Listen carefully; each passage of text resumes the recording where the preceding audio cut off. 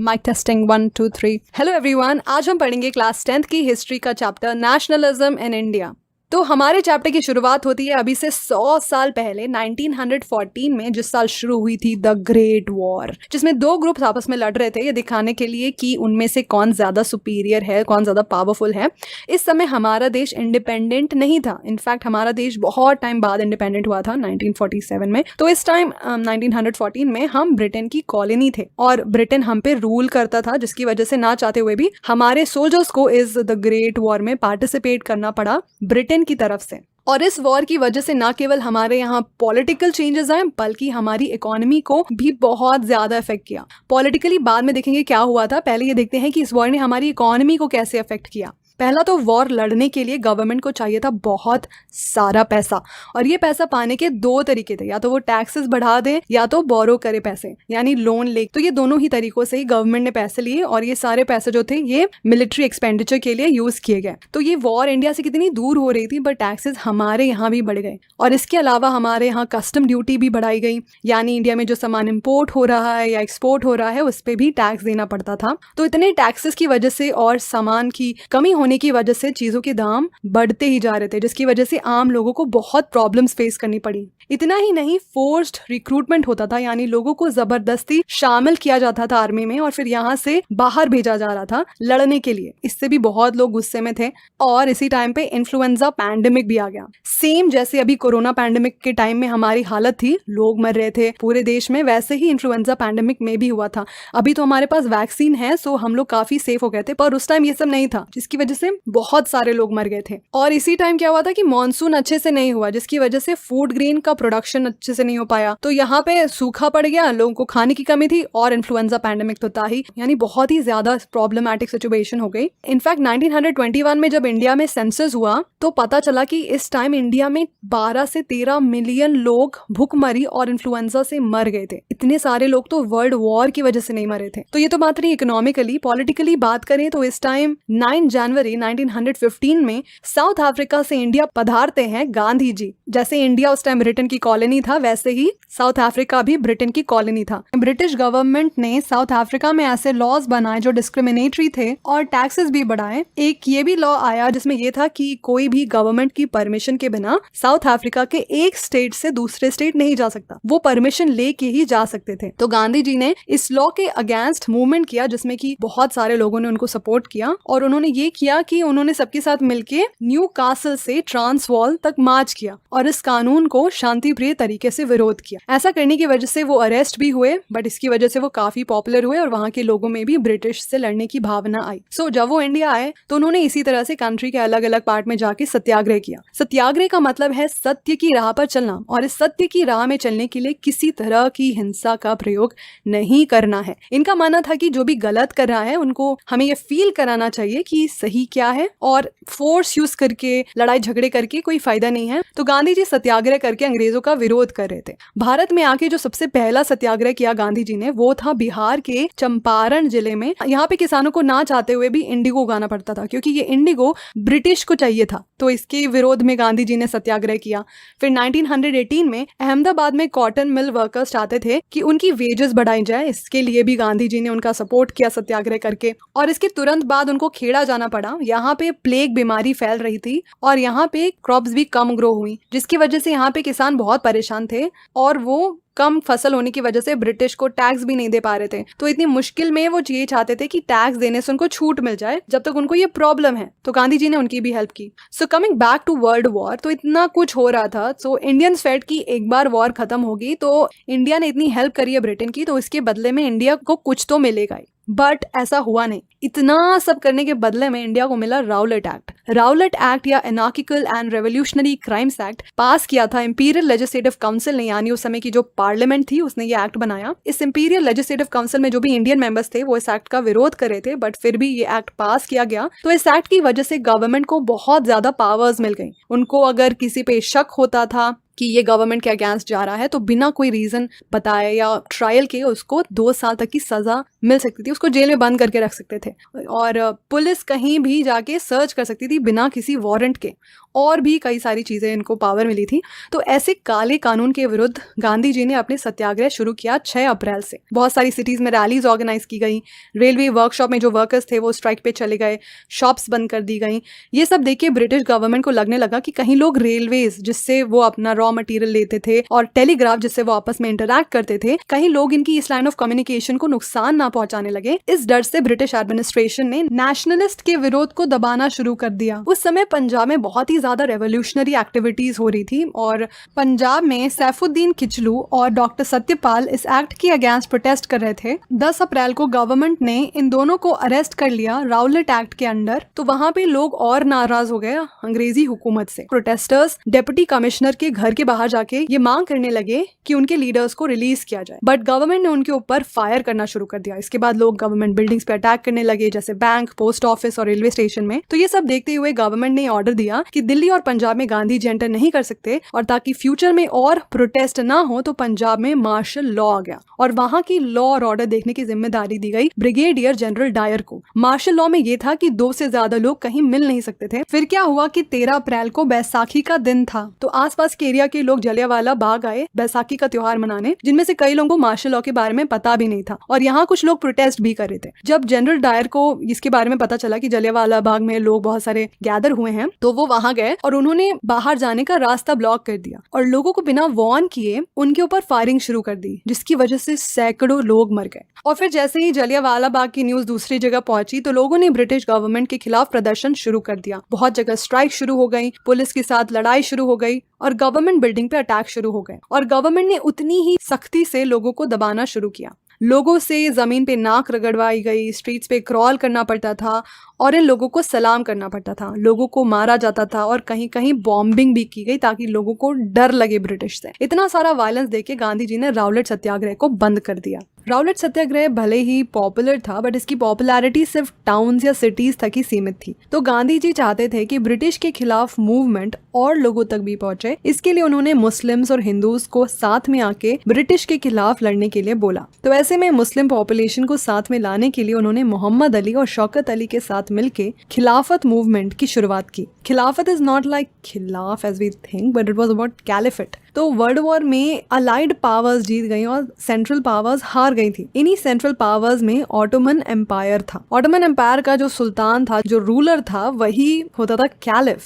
यानी कि उसको सारे मुस्लिम्स अपना लीडर मानते थे। तो ऑटोमन एम्पायर क्योंकि हार गया था अलाइड पावर्स से, तो इंडिया में कुछ मुस्लिम्स को ये फील हो रहा था कहीं ऐसा नहीं हो कि ब्रिटिश गवर्नमेंट कैलिफ के साथ कुछ गलत कर उनको पावर से हटा दे। तो कैलिफ के पावर को डिफेंड करने के लिए बॉम्बे में मार्च 1919 में खिलाफत कमेटी बनाई गई। तो गांधी जी ने ये सोचा कि ये टॉपिक मुस्लिम्स के लिए बहुत इंपॉर्टेंट है, तो इसलिए इस मूवमेंट को उन्होंने इतनी इंपॉर्टेंस दी। बहुत से लोग नहीं चाहते थे कि गांधी जी खिलाफत इशू को इतनी इंपॉर्टेंस दें, बट कैलकाटा में जब कांग्रेस का सेशन हुआ सितंबर 1920 में, तब तक उन्होंने बहुत से लोगों को कन्विंस कर लिया था नॉन कोऑपरेशन मूवमेंट शुरू करने के लिए स्वराज और खिलाफत इशू के साथ। Why non cooperation? Mahatma Gandhi ने अपनी बुक हिंद स्वराज में लिखा था कि ब्रिटिश इसलिए ही इंडिया में रूल कर पाए क्योंकि इंडिया में लोगों ने उनके साथ कोऑपरेट किया था, और अगर इंडिया में लोग कोऑपरेट करना बंद कर दें तो 1 साल के अंदर ही ब्रिटिश रूल खत्म हो जाएगा और हमारे यहाँ लोगों को स्वराज मिलेगा। सो नॉन कोऑपरेशन कैसे एक मूवमेंट बन सकता है? इसके लिए गांधी जी ने ये बोला कि नॉन कोऑपरेशन मूवमेंट को स्टेजेस में एग्जीक्यूट करना होगा। सबसे पहले जिनको जिनको भी गवर्नमेंट ने टाइटल्स दिए हैं वो टाइटल्स सरेंडर करने होंगे, और civil services, army, police, courts, legislative council, schools और फॉरेन गुड्स को बॉयकॉट करना होगा। बॉयकॉट मतलब ना यहाँ काम करेंगे ना ही ये चीजों का इस्तेमाल करेंगे। फिर अगर इस स्टेज पे गवर्नमेंट ने ये सब रोकने का प्रयास किया तब फुल सिविल डिसोबीडियंस कैंपेन शुरू करा जाएगा। नॉन कोऑपरेशन मूवमेंट को सक्सेसफुल बनाने के लिए गांधी और अली ब्रदर्स जगह जगह जाके नॉन कोऑपरेशन मूवमेंट में लोगों को पार्टिसिपेट करने के लिए बोलते थे। बट बहुत से कांग्रेस के मेंबर्स थोड़े चिंतित थे ये सोच के कि क्या ये सब सही है। एज इन कुछ लोग नहीं चाहते थे कि काउंसिल से बॉयकॉट करें, क्योंकि अलग अलग स्टेट्स में काउंसिल के लिए इलेक्शन होने वाले थे। ऐसे में अगर इसको बॉयकॉट किया जाता है तो कांग्रेस को इसमें सीट्स नहीं मिलेगी और मे बी उन पार्टी को सीट्स मिल जाए जिसको कांग्रेस नहीं चाहती थी, और अगर सीट्स नहीं मिलेगी तो कांग्रेस अपनी बातों को दूसरों तक पहुंचा भी नहीं पाएंगी। साथ ही साथ उनको ये भी डर था कि कहीं मूवमेंट हिंसक ना हो जाए। तो सितंबर से दिसंबर तक इन सब कंफ्यूजन में ही समय बीता। फिर फाइनली कांग्रेस का सेशन जो नागपुर में हुआ था दिसंबर 1920 को, उसमें एक कॉम्प्रोमाइज हुआ और फाइनली नॉन कोऑपरेशन के लिए सब लोग रेडी हो गए। नॉन कोऑपरेशन मूवमेंट की शुरुआत हुई जनवरी 1921 में और इस मूवमेंट में अलग अलग तरह के लोगों ने पार्टिसिपेट किया और स्वराज के लिए लड़ने लगे। पर स्वराज का मतलब सबके लिए अलग अलग था। सिटीज में या टाउन्स में जो मिडिल क्लास लोग थे उन्होंने इस मूवमेंट में जम के पार्टिसिपेट किया। हजारों स्टूडेंट्स ने स्कूल्स और कॉलेजेस छोड़ दिए, हेडमास्टर्स और टीचर्स ने रिजाइन कर दिया, लॉयर्स ने गवर्नमेंट कोर्ट्स में प्रैक्टिस करना बंद कर दिया, जो काउंसिल इलेक्शन होने वाले थे वो भी बॉयकॉट किए गए। हर जगह सिर्फ मद्रास में जस्टिस पार्टी ने पार्टिसिपेट किया ताकि वो पावर में आ जाए। फॉरेन गुड्स को बॉयकॉट करना शुरू कर दिया। लीकर शॉप्स के बाहर लोग खड़े हो गए और लोगों को जाने से रोकने लगे। फॉरेन के कपड़े जलाने शुरू कर दिए। बहुत जगह जो मर्चेंट्स या ट्रेडर्स थे उन्होंने फॉरेन ट्रेड के लिए फाइनेंस करना बंद कर दिया। जैसे जैसे बॉयकॉट बढ़ने लगा चीजों का, लोगों ने बाहर के इंपोर्ट किए गए कपड़े डिस्कार्ड करे और इंडिया में बने हुए कपड़े पहनने लगे, जिसकी वजह से इंडिया में जो टेक्सटाइल मिल्स थी और हैंडलूम्स थे उनसे ज्यादा प्रोडक्शन होने लगा। तो इतना सब होने के बाद भी धीरे धीरे इस मूवमेंट का असर कम होने लगा। तो जैसे जैसे लोग इंडियन प्रोडक्ट्स यूज करने लगे जैसे खादी, बट मिल में बनाए हुए कपड़ों से खादी बहुत ज्यादा महंगी होती है, इसलिए जो पुअर लोग थे वो इसको अफोर्ड नहीं कर पा रहे थे। तो कितने टाइम तक वो मिल में बने सस्ते कपड़ों को बॉयकॉट करते। सेम ऐसे ही ब्रिटिश के बनाए हुए इंस्टीट्यूशंस को बॉयकॉट कर रहे थे जब लोग, जैसे ब्रिटेन के बनाए हुए स्कूल्स या कॉलेजेस को बॉयकॉट कर रहे थे, तो उसकी जगह इंडियन इंस्टीट्यूशंस की जरूरत थी। बट इंडियन जो इंस्टीट्यूशंस थे वो आने में समय लग रहा था। तो धीरे धीरे जो स्टूडेंट्स थे, टीचर्स थे, वापस से स्कूल जाने लगे, लॉयर्स वापस से गवर्नमेंट कोर्ट्स में काम करने लगे। जब ये मूवमेंट सिटीज में फैल रहा था तभी ग्रामीण इलाकों में भी पहुंचा और कई किसान और जनजाति लड़ रहे थे। कई सालों से अपने अधिकार के लिए उन्होंने भी अंग्रेजों के खिलाफ जंग छेड़ दी। अवध में बाबा रामचंद्र ने किसानों का नेतृत्व किया। बाबा रामचंद्र एक सन्यासी थे जिनको की काम करने के लिए फीजी भेजा गया था। तो वो वापस से इंडिया में आए और अवध में तालुकदार और लैंडलॉर्ड्स के खिलाफ मूवमेंट करने लगे। तो ये दोनों किसान से बहुत ज्यादा रेंट मांगते थे और उसके साथ ही साथ अलग अलग तरह के टैक्सेस भी लेते थे। किसानों को बेगार करना पड़ता था उनके लिए, यानी कि बिना किसी पेमेंट के उनको इन लैंडलॉर्ड्स के लिए काम करना पड़ता था। तो किसान चाहते थे कि लगान कम किया जाए, बेगार खत्म किया जाए और जो ऑपरेसिव लैंडलॉर्ड्स हैं, तालुकदार हैं, उनका सोशल बॉयकॉट हो। इसलिए कई जगह पंचायतों ने नाई धोबी बंद का फैसला किया, जिसमें कि नाई यानी बार्बर और धोबी यानी वॉशरमैन की सर्विसेज देने से मना कर दिया लैंडलॉर्ड्स को। जून 1920 में ही जवाहरलाल नेहरू अवध के अलग अलग एरियाज में जाते थे और लोगों से उनकी समस्या पूछते थे और अक्टूबर तक अवध किसान सभा बनने लगी, जिसका नेतृत्व जवाहरलाल नेहरू और बाबा रामचंद्र और कई अन्य लोगों ने किया। और एक महीने के अंदर ही ऑलमोस्ट इस सभा की 300 ब्रांचेस रीजन के अलग अलग एरियाज में बन गई। तो जब नॉन कोऑपरेशन मूवमेंट शुरू हुआ तो इस मूवमेंट को और लोगों तक पहुंचाने के लिए कांग्रेस चाहती थी कि ये जो किसान सभा बनी है ये भी इस मूवमेंट में पार्टिसिपेट करें। बट ये जो किसान सभा थी ये अलग ही लेवल पे चली गई थी, जिससे कि कांग्रेस बिल्कुल भी खुश नहीं थी। As in they started attacking houses of taluqdar and landlords. बाजार में लूटपाट होने लगा, अनाज को गोदामों से कब्जा कर लिया जाता था।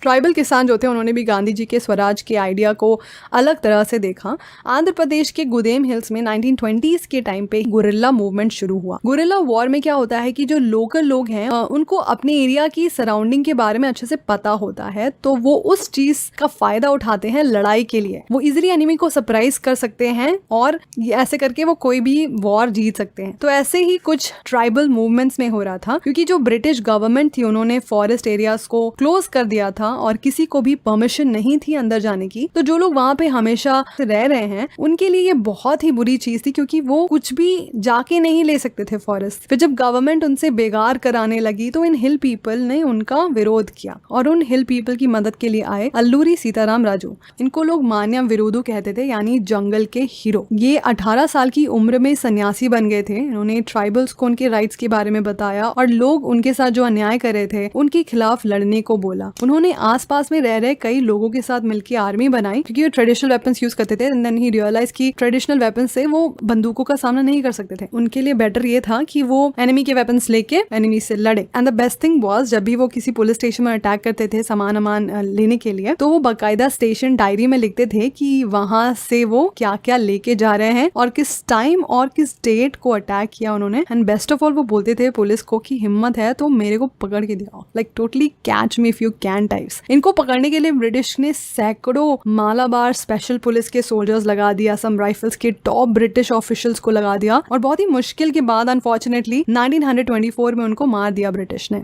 स्वराज इन प्लांटेशंस। सो प्लांटेशंस में कैश क्रॉप उगाए जाते हैं लार्ज स्केल पे। सो असम में होता है टी का प्लांटेशन। तो ऐसी जगह में क्या होता था ब्रिटिश के टाइम पे कि इन्होंने 1859 में इनलैंड इमिग्रेशन एक्ट पास किया था। इसमें यह था कि जो भी प्लांटेशन में वर्कर्स काम कर रहे हैं वो बिना परमिशन टी गार्डन छोड़ के नहीं जा सकते, और अगर वो जाने की परमिशन मांगते थे तो उनको परमिशन मिलती ही नहीं थी। तो ऐसे में वो फंस गए थे। तो जब उन्होंने गांधी जी के नॉन कोऑपरेशन मूवमेंट और स्वराज के बारे में सुना तो उनको लगा स्वराज आएगा तो वो अपने आप से चीजें कर पाएंगे और उनको अपने गाँव, अपने शहर जाने के लिए किसी की परमिशन की जरूरत नहीं होगी। तो नॉन कोऑपरेशन के बारे में जानते ही हजारों की संख्या में वर्कर्स रूल्स तोड़ते हुए प्लांटेशन छोड़ के अपने अपने घर की तरफ जाने लगे। तो उनको लगा जब स्वराज आएगा तो सबको अपने गांव में ही लैंड मिलेगा और वहीं पे वो अपना काम करेंगे। बट वो कभी अपनी डेस्टिनेशन तक पहुंच ही नहीं पाए क्योंकि रेलवे और स्ट्रीमर की तो हड़ताल पे थे, तो उनको पैदल जाना पड़ा और उनको रास्ते में ही पुलिस ने पकड़ लिया और बुरी तरह मारा। Towards civil disobedience. 4 फरवरी 1922 चौरी चौरा,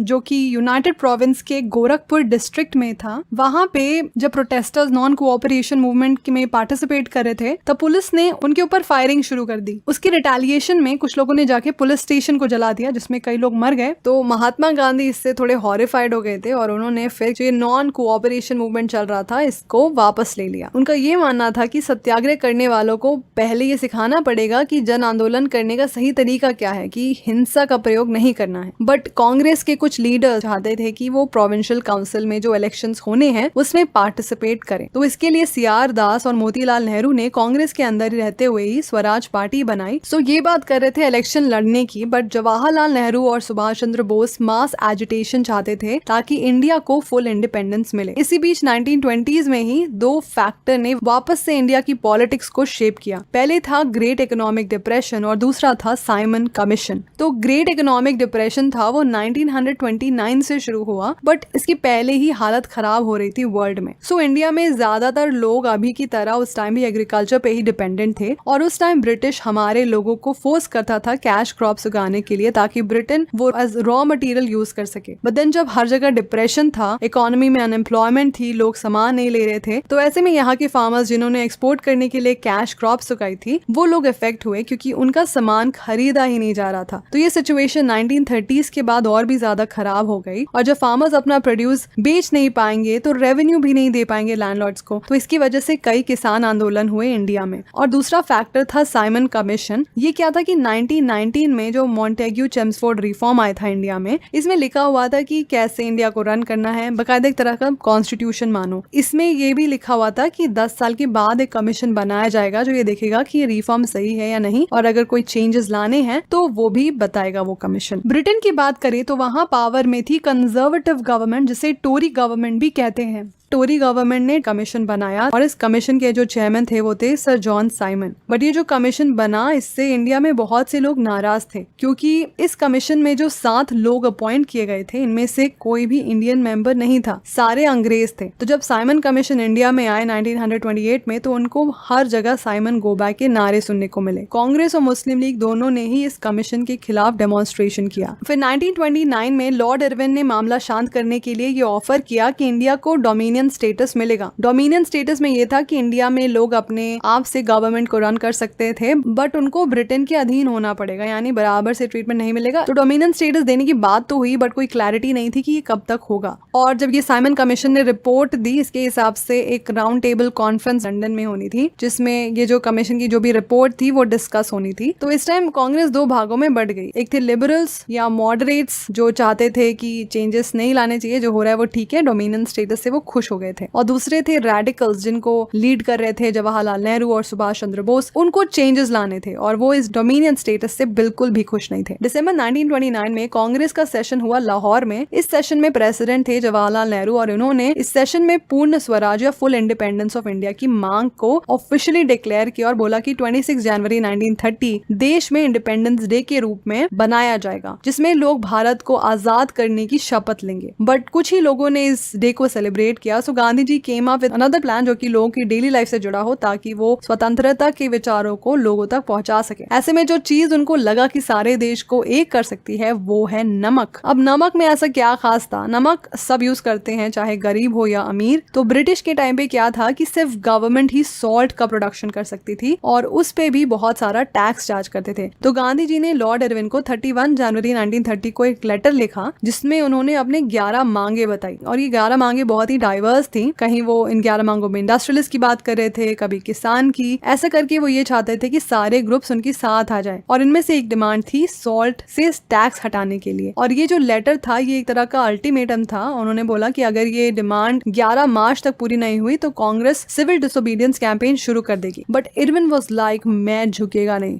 फिर महात्मा गांधी अपने 78 ट्रस्टेड वॉलंटियर्स के साथ मार्च शुरू करते हैं। ये मार्च शुरू हुई गांधी जी के साबरमती आश्रम से गुजरात के कोस्टल टाउन दांडी तक। ये पूरा डिस्टेंस लगभग 240 माइल्स का था और ये डिस्टेंस इन लोगों ने कवर किया 24 दिनों में। जहां जहां भी गांधी जी रुकते थे वहां लोग उनको सुनने के लिए आ जाते थे और वो लोगों को स्वराज का मतलब बताते थे और ये अर्ज करते थे उनसे कि वो पीसफुल तरीके से अंग्रेजों का विरोध करें। 6 अप्रैल को वो दांडी पहुंचे और वहां जाके समुद्र का पानी उबाल कर उन्होंने उससे नमक बनाया और इस तरह ब्रिटिश गवर्नमेंट का लॉ पीसफुली तोड़ा और ये शुरुआत हुई सिविल डिसोबीडियंस मूवमेंट की। तो ये सिविल डिसोबीडियंस मूवमेंट पहले के नॉन कोऑपरेशन मूवमेंट से कैसे अलग था? पहले के मूवमेंट की तरह उनको ब्रिटिश के साथ कोऑपरेशन तो खत्म करना ही था, साथ ही साथ उनको ब्रिटिश के बनाए हुए कानूनों को भी तोड़ना था। तो हजारों लोगों ने इसी तरह सॉल्ट बनाया और सॉल्ट लॉ तोड़ा और गवर्नमेंट की सॉल्ट फैक्ट्रीज के बाहर प्रदर्शन किया। फिर जैसे जैसे ये मूवमेंट फैला, लोगों ने फॉरेन क्लॉथ्स बॉयकॉट करना शुरू किया, लिकर शॉप्स की पिकेटिंग होने लगी, किसानों ने रेवेन्यू और चौकीदारी टैक्स देने से मना कर दिया और कई जगह लोग फॉरेस्ट लॉ तोड़ के फॉरेस्ट के अंदर जाके लकड़ी कलेक्ट करने लगे या ग्रेजिंग कराने लगे। तो ये सब जब हो रहा था तो ब्रिटिश गवर्नमेंट वापस से परेशान होने लगी और उन्होंने एक एक करके कांग्रेस लीडर्स को जेल में डालना शुरू कर दिया। इसकी वजह से कई जगह हिंसा बढ़ने लगी। जब अब्दुल गफ्फार खान जब इनको अरेस्ट किया गया तो लोग गुस्से में जाके पेशावर की सड़कों में प्रदर्शन करने लगे, जहां उनको गोलियों का सामना करना पड़ा। एक महीने बाद जब गांधी जी अरेस्ट हुए तो शोलापुर में वर्कर्स ने अंग्रेजी शासकों के जो भी प्रतीक थे इन सबको अटैक किया। तो इन सबका बड़े ही ब्रूटल तरीके से रिप्रेशन किया गवर्नमेंट ने। जो लोग पीसफुली प्रोटेस्ट कर रहे थे उनके ऊपर हमले हुए,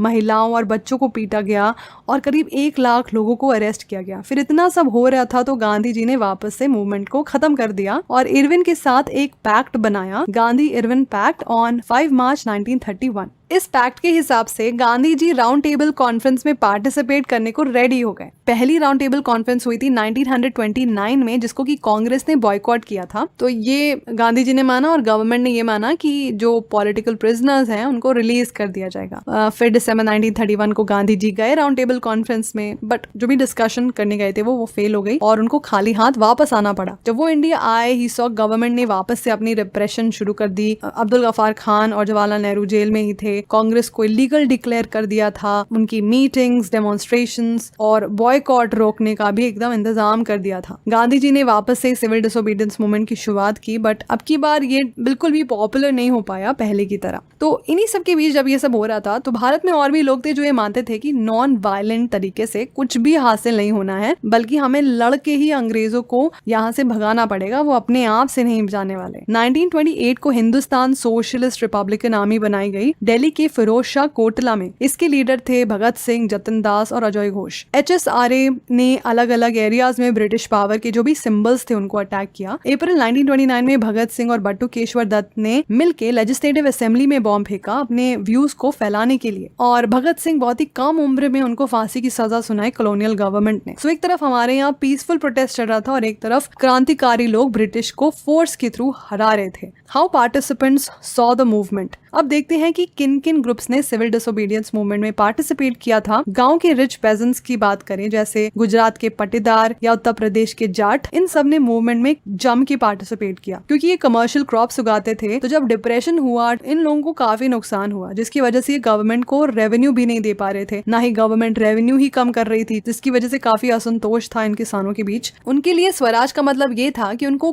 कम लगान देना पड़ेगा। बट जब सिविल डिसोबीडियंस मूवमेंट खत्म कर दिया गया अचानक से 1931 में बिना लगान में कोई कमी के, तो ये लोग भी निराश हुए। फिर जब वापस से मूवमेंट की शुरुआत हुई तो उन्होंने पार्टिसिपेट करने से मना कर दिया। गरीब किसान की बात करें तो ना केवल ये चाहते थे कि लगान कम हो, बल्कि कि उन्होंने लैंडलॉर्ड से लैंड रेंट पे लिया था, तो वो ये भी चाहते थे कि डिप्रेशन की वजह से उनकी हालत इतनी बेकार हुई है तो लैंडलॉर्ड का जो भी रेंट है वो रेंट माफ कर दें। तो इन किसानों ने कई रेडिकल मूवमेंट्स में हिस्सा लिया जो कि सोशलिस्ट या कम्युनिस्ट लीड कर रहे थे। कांग्रेस ने नो रेंट कैंपेन सपोर्ट नहीं किया क्योंकि ये रिच पेजेंट्स और लैंडलॉर्ड्स के खिलाफ थे और कांग्रेस नहीं चाहती थी कि आपस में ही लोग लड़ने लगे, इसलिए कांग्रेस और गरीब किसानों के बीच का रिलेशनशिप थोड़ा अनसर्टेन ही रहा। बिजनेस क्लास की बात करें तो वर्ल्ड वॉर 1 के टाइम पे इंडियन मर्चेंट्स और इंडस्ट्रियलिस्ट को बहुत फायदा हुआ था, तो ये इंडस्ट्रियलिस्ट अपना बिजनेस बढ़ाना चाहते थे और जब गवर्नमेंट की पॉलिसीज बिजनेस को रोकना चाहती थी तो ये इंडस्ट्रियलिस्ट उनकी अगेंस्ट खड़े हो गए। वो चाहते थे कि जो बाहर से सामान इंपोर्ट हो रहा है उससे उनको प्रोटेक्शन मिले और ऐसा रूपी स्टर्लिंग एक्सचेंज चाहते थे जिससे इंपोर्ट में कमी आए। और अपने बिजनेस इंटरेस्ट को बढ़ाने के लिए उन्होंने इंडियन इंडस्ट्रियल और कमर्शियल कांग्रेस बनाई 1920 में और federation of Indian chamber of commerce and industries बनाई 1927 में। सो उस समय के जो प्रोमिनेंट इंडस्ट्रियलिस्ट थे जैसे पुरुषोत्तम दास, ठाकुर दास और जीडी बिरला, इन्होंने सिविल डिसोबीडियंस मूवमेंट को सपोर्ट किया ताकि कॉलोनियल गवर्नमेंट जो इंडिया की इकोनॉमी पे कंट्रोल कर रही है वो खत्म हो उनका कंट्रोल। उसके लिए इन्होंने इस आंदोलन में फाइनेंशियल हेल्प भी की।